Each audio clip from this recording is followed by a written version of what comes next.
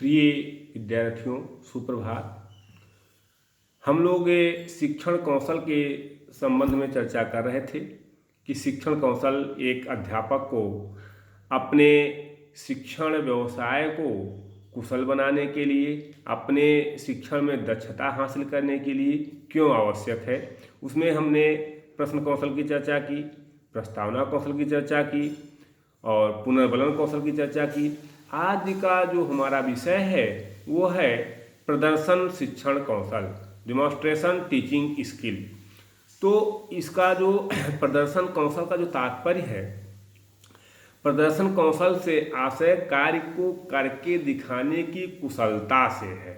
अध्यापक कार्य को करके दिखाता है। कोई कार्य करके दिखाने से शिक्षण प्रक्रिया प्रभावपूर्ण हो जाती है और उसका छात्रों पर बहुत अच्छा असर पड़ता है। हमारे शिक्षक जब स्वयं कार्य को करते हैं और छात्र उसे देखते हैं तो देखने से छात्रों के मानस पटल पर वो एकदम अंकित हो जाता है। निश्चित तौर पर छात्रों को इससे सीखने में ज़्यादा प्रभावशाली ढंग से वो उस चीज़ को सीखते हैं। छात्र इस निरीक्षण के आधार पर कोई निष्कर्ष पर पहुंचते हैं तथा विषय से संबंधित सिद्धांत को वे भलीभांति समझ जाते हैं कि ये विषय किन सिद्धांतों पर सम्मिलित है। एक मनोवैज्ञानिक तथ्य है कि I hear, I forget, I see, I remember and I understand. तो प्रदर्शन एक दक्ष अध्यापक के लिए सहायक अनुदेशन का कार्य करता है।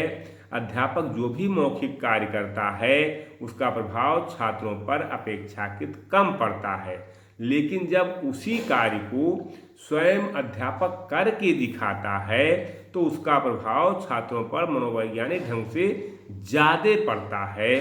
अर्थात ये कहा जाए कि पेन को पकड़ कर दिखाने से केवल बताइए कि पेन ऐसे पकड़िए, वो प्रभावी नहीं होगा, बल्कि पेन को पकड़ कर दिखाने से अच्छा असर पड़ता है। किताब को, जैसे भाषा शिक्षण में लोग किताब पकड़ते हैं तो किताब पकड़ना अध्यापक बताता है कि कैसे पकड़ा जाए किताब। जैसे इसमें 2 उंगलियां ऊपर 3 उंगलियां नीचे पकड़ के किताब दिखाया जाता है। तो इस तरह से अध्यापक जो प्रदर्शन करता है तो प्रदर्शन को देखकर छात्रों में ज़्यादा जिज्ञासा उत्पन्न होती है और वो अधिक ढंग से सीख सकते हैं। कहने का आशय यह है कि यह कुशलता भाषा, भूगोल, विज्ञान आदि विषयों में काफ़ी उपयोगी सिद्ध होता है।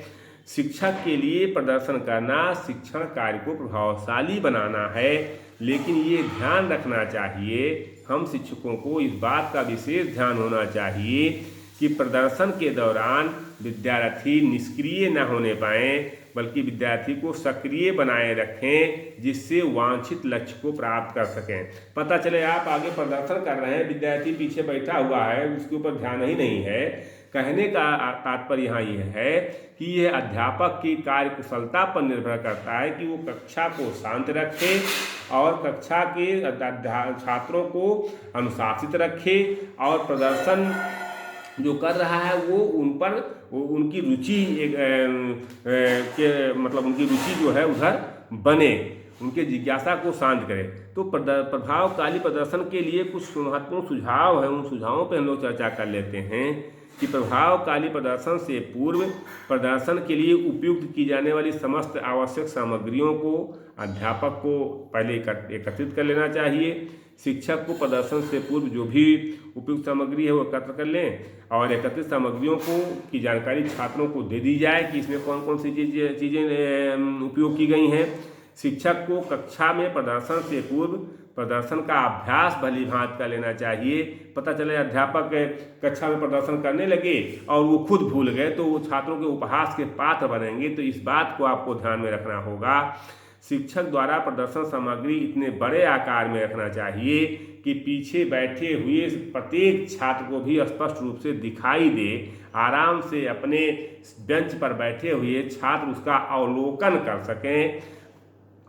प्रदर्शन के उद्देश्य की जानकारी छात्रों को भली भांति दी जानी चाहिए कि ये प्रदर्शन क्यों किया जा रहा है। केवल तमाशा के लिए जादू नहीं दिखाया जा रहा है, ये आपके जीवन से संबंधित है और अपने शिक्षक जीवन में आप इसको प्रयोग करके ये कुशल शिक्षक बन सकते हैं, समाज में प्रतिष्ठा पा सकते हैं, छात्रों के बीच में अपना प्रतिष्ठा प्राप्त कर सकते हैं। प्रदर्शन करने का स्थान छात्रों के बैठने के स्थान से ऊंचा होना चाहिए, जैसे डैश आगे होता है डैश पे ऊपर होना चाहिए, जिससे विद्यार्थी अपनी सीट पर बैठे हुए उपयुक्त सामग्री को सही ढंग से देख सकें। प्रदर्शन के दौरान शिक्षक का कथन स्पष्ट, रोचक और प्रभावकारी होना चाहिए। यानी प्रदर्शन में रोचकता होनी चाहिए, प्रदर्शन में सजीवता होनी चाहिए, प्रदर्शन में स्पष्टता होनी चाहिए, सरलता होनी चाहिए, भाषा बहुत स्पष्ट हो। प्रदर्शन के दौरान शिक्षक को छात्रों का भी सहयोग लेते रहना चाहिए। प्रदर्शन के दौरान बीच बीच में शिक्षक को प्रश्न करते रहना चाहिए, जिससे छात्र सक्रिय रहें। छात्रों का सहयोग आप लेते रहेंगे तो छात्र निष्क्रिय नहीं होने पाएंगे, सक्रिय रहेंगे, इससे आपका शिक्षण प्रभावी बनेगा। तो प्रदर्शन के दौरान शिक्षक को हर स्थिति में छात्रों का सामना करना चाहिए, छात्रों के प्रश्नों को उत्तर देना चाहिए, छात्रों की जिज्ञासा को शांत करना चाहिए और हमेशा अध्यापक को प्रसन्नचित्त रहना चाहिए, हमेशा अध्यापक को छात्र हित में सोचना चाहिए। जो ही प्रदर्शन समाप्त हो जाता है तो प्रमुख बिंदुओं को पुनः अभ्यास कराना चाहिए। प्रदर्शन कार्य इस प्रकार से किया जाना चाहिए कि छात्रों की समझ में प्रयोग के मूल बातें आ जाएं और स्वयं कार्य करने की दक्षता वो प्राप्त कर लें। जब प्रदर्शन का कार्य पूरा हो जाए तो प्रदर्शन सामग्री को एकत्र कर लेना चाहिए और उसे यथास्थान पर रख देना चाहिए, ताकि छात्रगण लगातार प्रदर्शन कार्य समाप्त होने के बाद भी उसे न देखते रहें, यानी अनावश्यक ध्यानाकर्षण उनका उधर न होने पाए। तो इस प्रकार तमाम चीज़ें हैं कि प्रदर्शन के दौरान इन बातों का अध्यापकों को ध्यान रखना चाहिए, जिससे छात्र शिक्षक को प्रदर्शन की कुशलता का अपने अंदर विकास करना चाहिए, ताकि शिक्षण कार्य प्रभावशाली होने के साथ साथ वांछित लक्ष्य को प्राप्त कर सके। जो लक्ष्य रख करके आप प्रदर्शन कर रहे हैं, लक्ष्य है छात्रों को सिखाना, छात्रों के मानस पटल पर उस चीज़ को अंकित करना, तो वो लक्ष्य तभी प्राप्त होगा जब छात्र की जिज्ञासा को आप शांत करेंगे, छात्र को जिज्ञासु आप बनाएंगे, तभी ये हो सकता है, अन्यथा ये प्राप्त नहीं हो सकता है। कुछ सावधानियां भी होनी चाहिए प्रदर्शन के दौरान। उन सावधानियों में अध्यापक अनावश्यक रूप से लंबा या विस्तृत प्रदर्शन ना रखें, इतना लंबा प्रदर्शन कर दीजिए कि छात्र उबने लगें।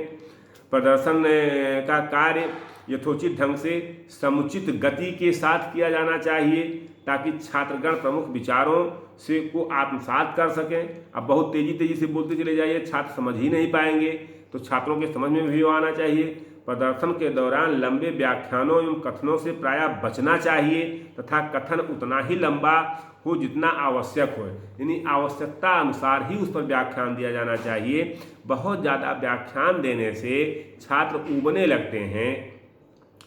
अपरिचित तकनीकी शब्दों का व्यवहारों का प्रयोग नहीं किया जाना चाहिए, लेकिन यदि आवश्यकता पड़ती है तो उसका स्पष्टीकरण करके प्रयोग किया जाए। ऐसी तकनीकी तमाम शैक्षिक तकनीकी है जिसके बारे में छात्र नहीं जानता है, तो यह अध्यापक की ड्यूटी है कि पहले उसके बारे में बता दे छात्रों को और उसके बाद उसका प्रयोग करें, तो छात्र की जिज्ञासा शांत होगी और छात्र उसको सही ढंग से देखेंगे। अन्यथा उसके प्रति उनकी जिज्ञासा नहीं रहेगी तो वो चीज़ प्राप्त नहीं हो सकती है। प्रदर्शन कार्य अभ्यास करने के उपरांत ही किया जाना चाहिए। प्रदर्शन में उपयोग में लाई जाने वाली वस्तु या सामग्री का उपयोग समाप्त हो जाने के उपरांत उसे ऐसे स्थान पर रख दिया जाना चाहिए ताकि छात्रों की नज़र उस पर न पड़ सके, अन्यथा छात्रों का अनावश्यक ध्यान उस पर केंद्रित होगा। तो ये सारी चीज़ें हैं जो हमको अपने शिक्षण को, यानी अध्यापक को अपने शिक्षण को प्रभावी बनाने के लिए, अपने शिक्षण व्यवसाय में दक्षता हासिल करने के लिए वो प्रदर्शन करता है। इतिहास है, भूगोल है, विज्ञान है, इन विषयों में प्रदर्शन की आवश्यकता होती है और इससे अपने शिक्षण को अध्यापक प्रभावी बना सकता है। आज से हम यहीं अपनी वाणी को विराम देते हैं। आगे हम फिर कल पुनर्वलन कौशल पर चर्चा करेंगे। अगर आपको वीडियो अच्छा लगा हो तो लाइक और सब्सक्राइब जरूर कीजिएगा। बहुत बहुत धन्यवाद आप लोगों को।